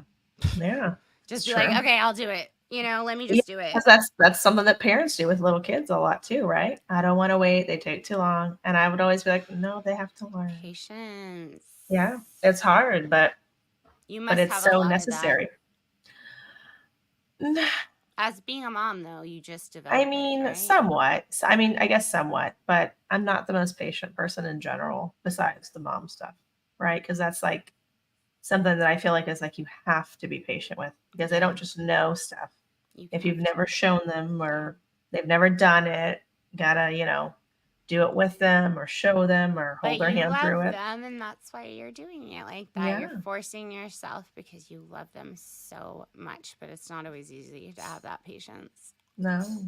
Yeah, sometimes you got to know, like, hey, my time to clock off. Dad can pop in. Like, this is all on you, buddy. I'm going to go take a shower or take a bath or whatever. Self-care. Hey, thank you, Alex. Really appreciate the support and the tech support all along the way. It's been very helpful.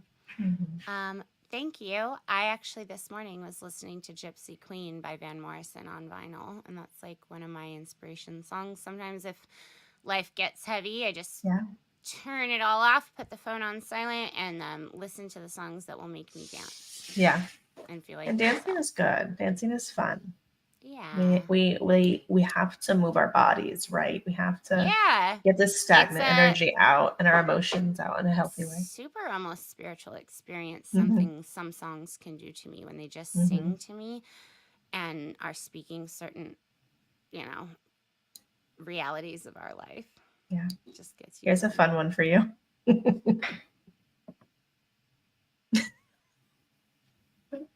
What do you think that means, Elysia?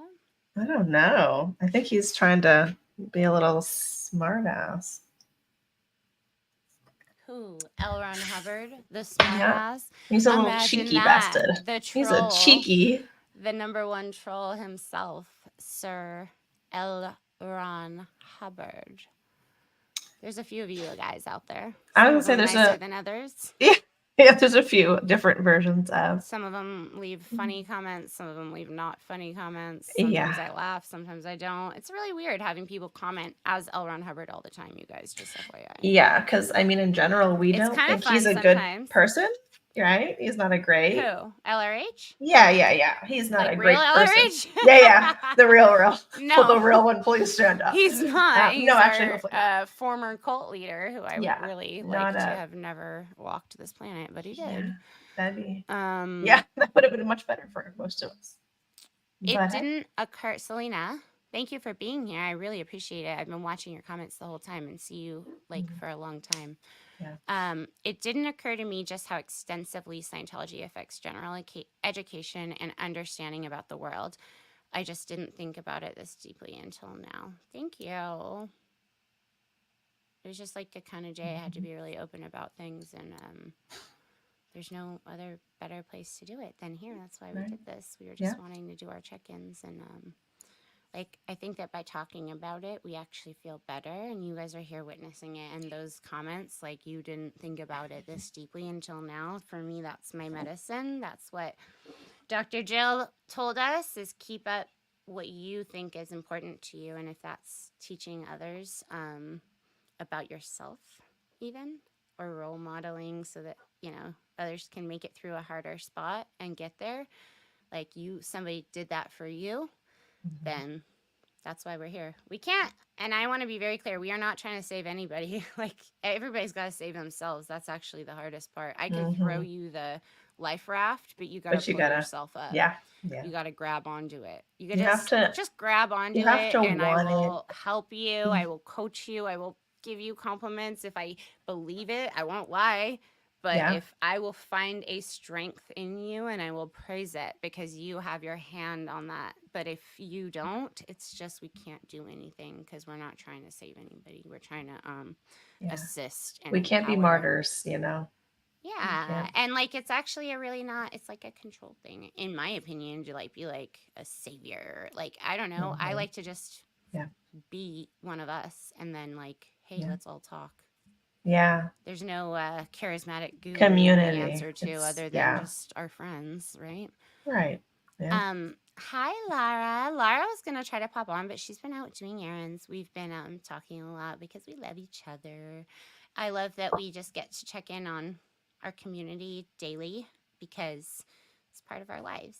And then when we have lives here on YouTube, it's just it all fits in. And I'm like, hey, do you guys want to hop on a live? And I had texted a link out to a few other women this morning, and it looks like none of them could pop on, but that's cool. It's I want them to know they're always invited to pop on and just say, hey, what's up? And whatever's on your mind. Today. Yeah, if you're watching us, whatever's and you're on your oh, actually, I don't agree with that. Hop on, and we'll throw you on because this is why we're here. This is really interesting. Love is scary when it was viewed as a sin. Yeah. Yeah. Mhm. And You it's, think about it, love is very, very strong and very powerful. And if a church wants you or any organization wants to have full control, do they want you to be empowered and love somebody? I mean, and what it would be it, the it reason to doesn't. get in between adults and their children? What would be the reason for the Church of To Scientology? really to break apart the family structure, the love, and to unempower people so that they are more likely to fall into and stay in that same spot instead of seeing that this is not for my greatest good and this is not going to do me good and this is harmful to me or my Absolutely. parents or my family or whatever the dynamics are. Yeah. And so it makes a lot of sense if you're trying to do something really not good But that you would break apart I those even things. actually take it further. It's a bottom line. It's a money making organization. So Hmm. you are absolutely correct. And if you And have more things that we can exploit you for, more pains, more traumas, you're gonna have to stay in here and spend more money and more time well, too. also, and it's money that you, so if you can't have a relationship with your child Hmm. because that's what the dogma says, like, we're going to convince you because we can't stop getting your money. And when money is the, like, actual driving force of anything, it kind of just is, like, not love based anymore, you know? So Hmm. ruining families over actual bottom line money so that you can control people is really gross. Yeah, It's what really corporate gross. America does in a lot of ways, but Yeah, it's not religion like yeah. most people are used to. This is, for us, religion is synonymous with tax exempt business, Hmm. Yeah. you know.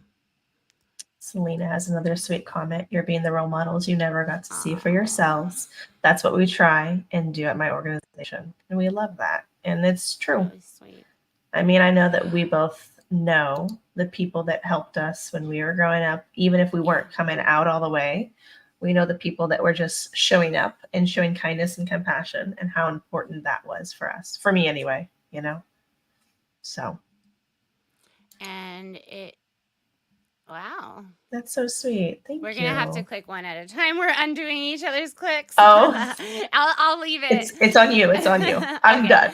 You do it. You That do was it. really, really nice. Thank That's you, sweet. Rue, for the super chat. We are monetized, so we're gonna get money soon here.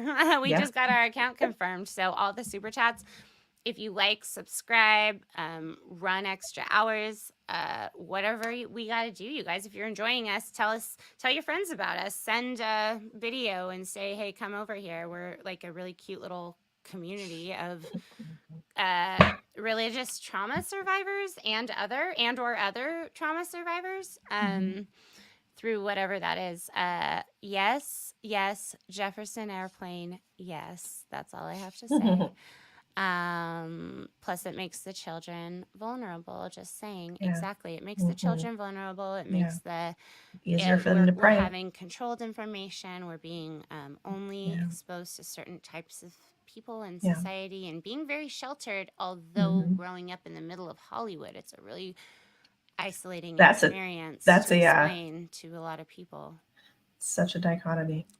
It takes a special person to recognize what someone needs, then know how to fulfill it. Ugh, I Yep. think that's the Yeah. thing. That's magic right there. Someone that can do that, that does that, that can be that for people and for themselves too. All right, and like self-care, you guys, like honestly, if we sometimes it's been challenging for me watching some of our friends on lives when I feel like they're suffering in their soul and they're doing Mhm. um so much to try to help others and then not even getting the rest that they need, and they're not sleeping enough, and they're taking calls because they don't turn their phone into airplane mode because they believe that their value is based on how much they can help other Production people, and give. Yeah.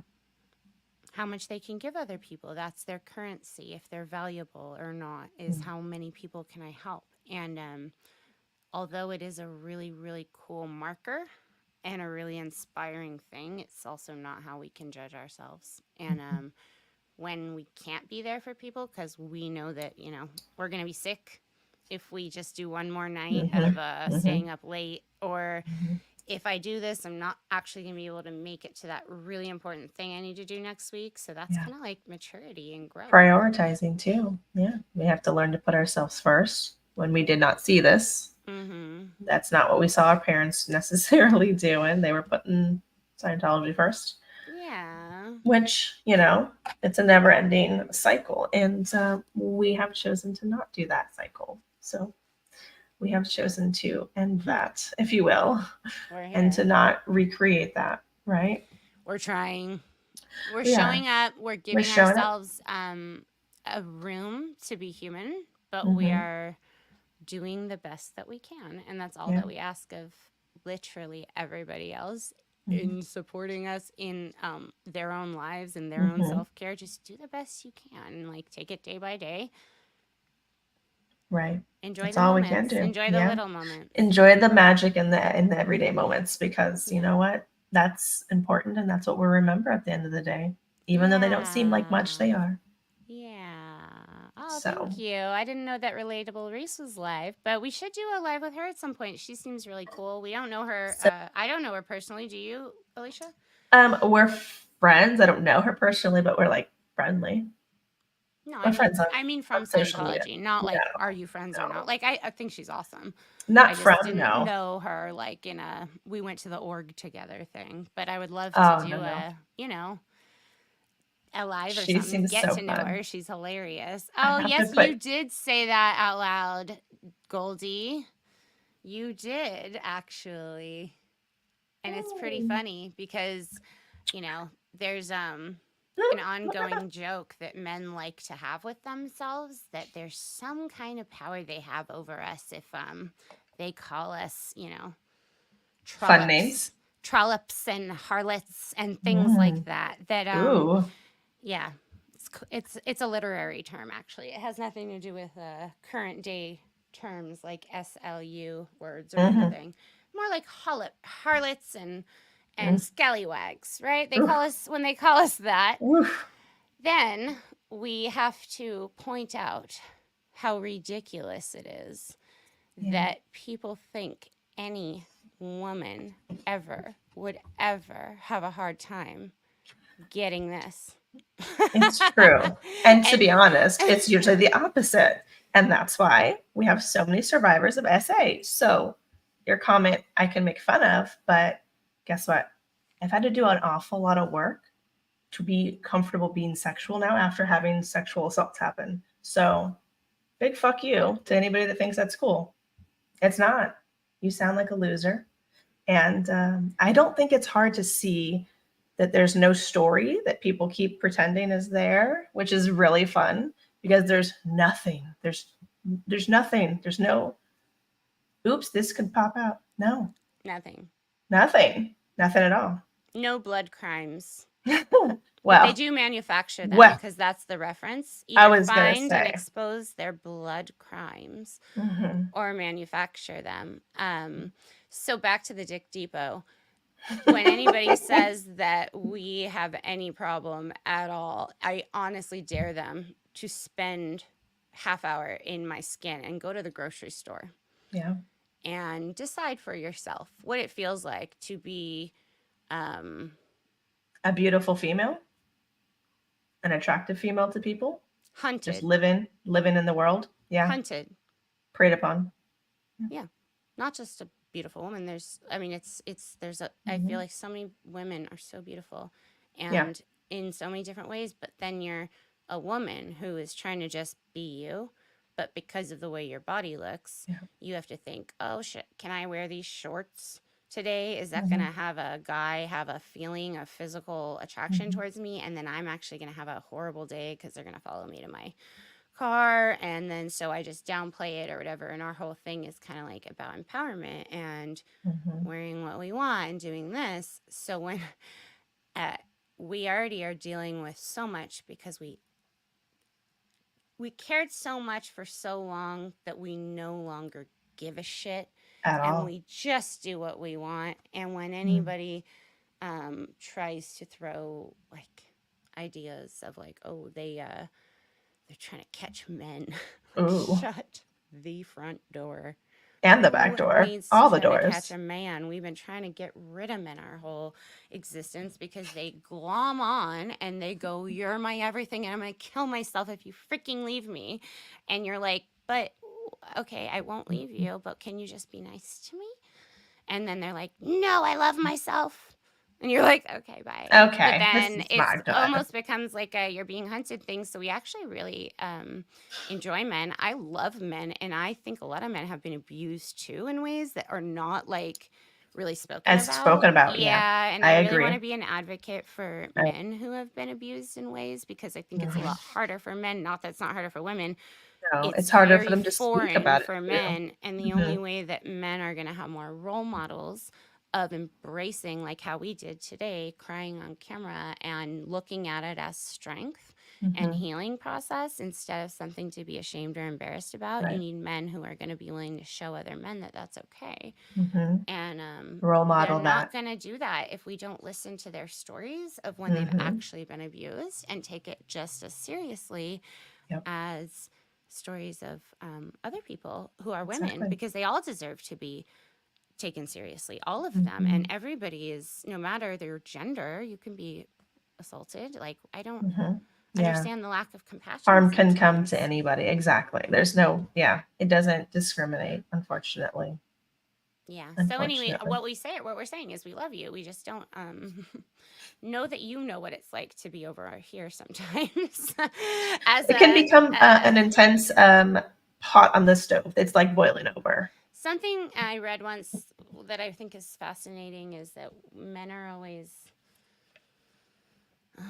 kind of walking around thinking that, oh, it's like a men and female thing. You can tear a man down by this, but you can tear a woman down by this kind of thing. But it was about men are always hunting and women are being hunted. And kind of like men walk around a little bit because of body size, feeling more secure in their skin, feeling safer. And I don't think that I really didn't feel safe, because now I've done so many things to prove to myself. I work at like an actual horror movie sometimes in real life at like a haunted graveyard in the middle of the night at a scare. Like, you can't write horror movies like this to prove to myself I'm not a wimp, I guess, but we really have to deal with some of these wild things to prove to ourselves that we're not afraid of much. And these emotions and doing the things we're scared of are really challenging sometimes, but we're like here for it. No, we're here, and it's not even. It's the 23rd today, so in 3 days we'll have been on YouTube for 5 months. So we're still we're still like babies to this. Not to us speaking, talking, sharing, loving, being open and compassionate. We've been doing that for probably, honestly, our whole lives, and in whatever way we could at that time. But we've only been on YouTube for 5 months, which is kind of wild because it seems like so much longer because so much has happened so quickly. And doesn't that just show you 5 years, like with years, the amount of memories we've made and the amount of trauma we've processed and the amount of incredible people we've met? Like, I'm honestly like, that's been the best. Whoa, this was the really, really fast. We're speed dating. We're speed trauma dating, or whatever we want to call it. We're just out there and I do being want honest. everybody to know that the Dick Depot is because it was a joke, because anybody who implies that any woman can't get D. This is thanks to Marilyn. First of all, absolutely ridiculous. Second of all, something to be mocked and laughed at, because when we are laughing with each other saying, "What are you doing?" we say, "Oh, just going down to the D Depot. Got to stock up before the shortage." Listen, we're not going to spiral. I just make jokes of every single thing. One time. Has there ever been a shortage one time in life? I don't think in all of history of mankind has impossible. there ever been. If you believe in anything, and it's the funniest because it's so absurd. You believe in anything, even any kind of higher power. I mean, Adam and Eve. There's, there's just inspiration to be found everywhere. Everywhere. There's no shortage. I mean, no. So I've taken it upon myself to make jokes of all the or ridiculousness, because that's what we do. That's how we cope, right? Yeah. You're going to try to smear us with stuff that's absurd. I'm going to make a joke. Okay. So if there's a shortage, I told Goldie, and so she's letting everyone know. Yeah. So jump Goldie on our knows, you train. guys, whenever the shortage hits, Choo-choo. hop on the train. We're the conductors. Get on this train to the Yeah. D-Day. We just need our hats. So when you see choo-choos in here, That's if you're what here it's for. today, you know where we're headed. You Hop know. on our train. We're the conductors. Just like Goldie. Yeah.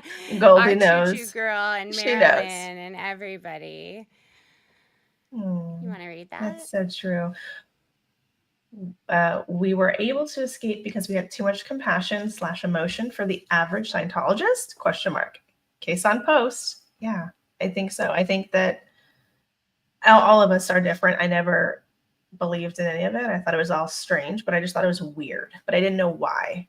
So once you become older and you hear the same stories or similar stories and experiences, I think that's very empowering for us to know that it was weird. It was strange. It's going against human nature, which is not good, So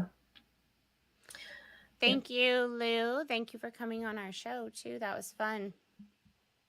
That was really fun. We got a few other cute ones. Yes, Goldie, you just have to use your humor. That's gotten us through life so far, by the way. Like, if we weren't laughing at some of the ridiculousness of life, Yeah. How would we be able to have the little bits of sanity that we have? I like this new hashtag. None. Sorry, you guys. We won't Guess keep what? clicking at the same time. I It's know. probably annoying to watch. We're doing like the same brain at the same time. But what's great is that when I broke the news to Goldie, I said, we made it through 2020. We made it through a pandemic. We made it through. Broke the news. I broke the news about what? The depot. This is when the first conversation of the depot. And I said, I just want to make sure you're sitting down because this is some big stuff. Okay. We made it through, pandemic. We made it through the gas shortages, the inflation, the shortage of the grocery store, the toilet paper shortages. I said, we've gone through so many shortages within the last 3 to 4 years. It's been really wild, guys. And then I said, I hope you're sitting down, Goldie, because the next shortage that's on the horizon is the D shortage. And I want to make sure that you know, and you can go stock up before it is. So she said, let's go to the depot. So this has now become the joy in my life, is to troll the trolls. You're not going to get anywhere with us. It's almost, we can joke and degrade. It's not trolling the trolls. It's actual making our own memories out of how ridiculous people are. It's so wild. It's kind of like processing in a healthy manner instead of anything else, like using humor. Thank you for being here with us, Cedar. You're here a lot. It means a lot. It's really nice to see these faces, and it's fun to build. So like a really fun thing for us early on was actually building it from scratch, because Liz is doing that right now, and she's really being able to interact with all these people. Yeah. And a certain point came where we were like, I guess we can't be responding to every comment because we just won't feed ourselves or things like that. So it's really fun to be able to know you guys and talk about it. Right. And this is what we do. Like, we do this behind the scenes. Yeah. We text each other. We have our little text message threads, group threads, and we text this, anytime that we're getting a little too much weird stuff is happening, we're just making jokes of it. And so we've been making jokes about the train. So now you guys all can jump on the joke because, Thank you. 5 months, 5 years. Who knows? Are we falling apart or falling together, guys? We're just happy to be here and to Hold be on, alive. We need a photo. Perfect. You ladies are amazing. I feel honored to be able to be here with you all. Thank you so much. Thank you. I really hope you keep coming back. We appreciate you guys. I'm going to grab those playlists real quick, or those little things. 1 second, you guys.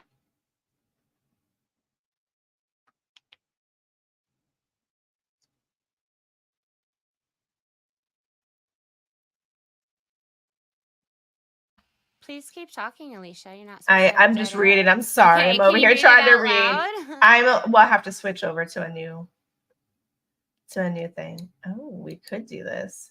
We could make a J&D section of the show. We try to keep our show, our chats, casual and fun and digestible. Sometimes it's harder to talk about, but we always do try to laugh and joke and degrade, which is not a good thing in Scientology, but it is our language. It is definitely our language. It's what we speak. It's how we communicate. It's how we get through some of this wildness that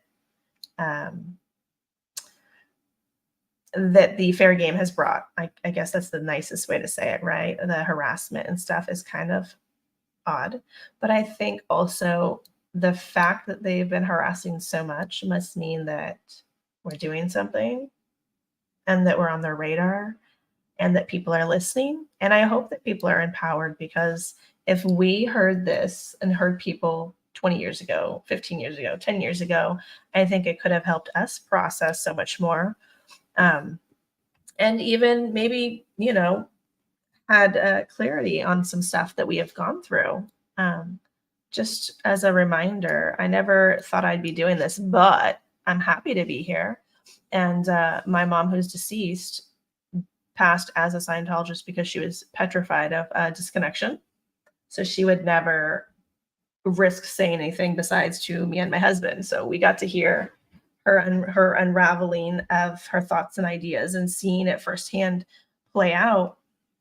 And she was so scared to look up or watch anything anti-Scientology at her house that she would literally go to the local library in Clearwater and go on a computer there and try to watch clips of the Leah Remini Aftermath show on the library at a public space, because people would upload little clips because it was copyrighted. So you couldn't do the whole show, I believe is what it was. So she would go there and do that. And that was how she got some information, I'll say, like little bits and her understanding. And then she had traveled to our house and she binge watched the whole Leah Remini series at our house, which was great for her. She was hardcore. If you have Scientologist parents, you probably know what that is. Like, they're flat out. They're not going to do anything. So she put herself in our guest bedroom and I turned the TV on. I had it set up. I told her where the pause button was. So if she needed to get up and eat, which she did not want to. So I brought her food because, again, self-care is not something that we are great with. So me knowing that, I said, okay, well, we're going to order food. And what would you like? And I'm going to, bring you food and you can stay in there and you can binge watch, but you need to eat and drink some water. So she did that. And it was really good for her. I wish she would have heard stuff sooner. I think that would have been helpful. And maybe she would have made better choices about her healthcare and maybe would have treated herself earlier and maybe she would be alive. But, that's the choices that our parents make and that people make. And even if we don't respect it, I still showed up and did what I thought was the proper thing to do as a child, as a child and for my parents. Love you thought that she needed, and I'm pretty sure you knew her better than anybody else because she could be honest and open with you. Yeah. And it must be hard to know that she didn't make the choices that you wished she'd made, even though, it's her choices and free will. It's hard. It's just free will is a mother. Good. It just doesn't feel good. And you gave her all that love that she did need. And that's, you can know that she knew that. I mean, you did that. You were her daughter. And that's why you did it, because she made you. Yep. They make us these really fierce fighters, don't they? They make us these deep moral compass, we're just right is right, wrong is wrong. I know there's a lot of gray. Attorneys at law. My ex used to be like, if you weren't raised in Scientology, you would have a very busy attorney practice. Yeah. What? But I never even thought about that. Because me, an attorney, that's what people in movies do. I'm not in a movie. It's weird. Everything in the movies I thought was so fake is actually real. It's the opposite as what people say. They're like, oh, movies aren't real. No, that's actually really real compared to where we're from. Yeah. you know. I was gonna just present this before we log off real quick. Yeah. Please. Absolutely. Now let's see here. Can you see that? Yes, it's popping up. Yay. Okay, so this is one. Obviously, so this is the one that got away. This is actually about Johnny Lewis, and he's a Scientologist I used to see often at Celebrity Center, and died a really sad ending because he didn't get the kind of care or made choices, or I don't really know. A lot of people have more information, but anything we have been able to find out has to say with mental health. So this album or these songs are very close to my heart, all of them. They're not just random ones that were put on here, so I hope you guys enjoy. It has a lot of things on here that are just really touching to the things that we grew up with.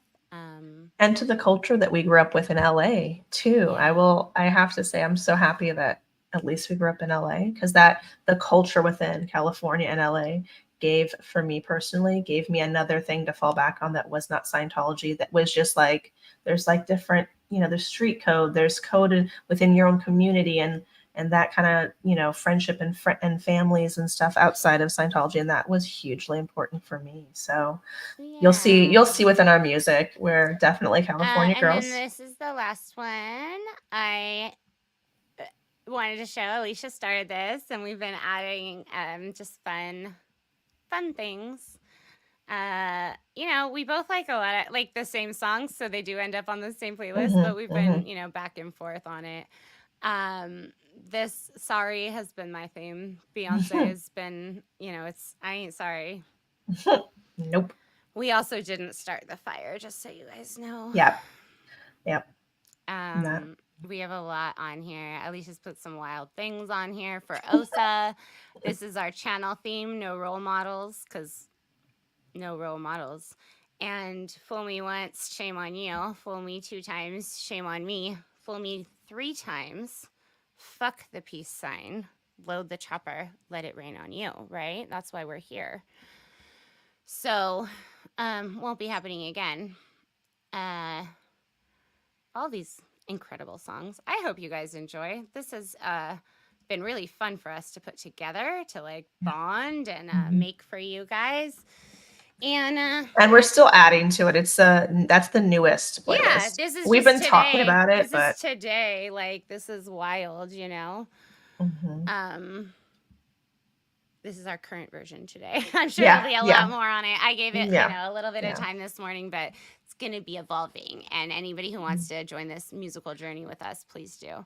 Yeah. All right, we're past the 2-hour mark, so we're going to be cutting off. Thank you we guys are. for We have coming. stuff we have to do. Thank you guys. I'm going to play our outro and say thank you and good night. Bye guys. You girls watch out for those DBs. We are the DBs, mister.